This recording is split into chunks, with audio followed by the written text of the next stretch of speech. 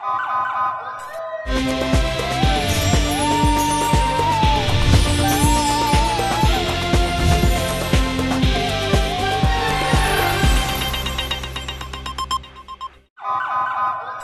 पहले नजर डालते हैं अब तक की बुलेटिन।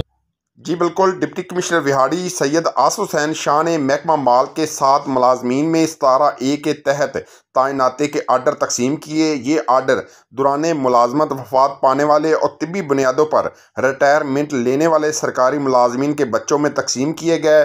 4 मुलाजमीन के बच्चों को जूनियर क्लर्क और 3 मुलाजमीन के बच्चों में नायब कासिद के आर्डर तकसीम किए गए। डिप्टी कमिश्नर सैयद आसिफ हुसैन शाह ने कहा कि हुकूमत पंजाब सरकारी मुलाजमीन की फलाह बहबूद पर यकीन रखती है। इसी मकसद के तहत सरकारी मुलाजमीन के बच्चों की 17A के तहत भर्ती की गई है। महकमा माल के मुलाजमीन के बच्चों को कवायद व ज़वाबित पूरा करने के बाद मुलाजमत दी गई है। Punjab civil servant rules 17A के तहत मोहम्मद बिलाल वल्द मोहम्मद इकबाल, मोहम्मद बिलाल वल्द मंजूर हुसैन, मोहम्मद जुनेद, हुमा मुस्तफ़ा को जूनियर क्लर्क और ज़हीर अहमद, मोहम्मद फैसल, तालब आमर खां को नायब कासिद की मुलाजमत दी गई है। इस मौके पर ADC finance and planning Muzaffar Khan भी मौजूद थे।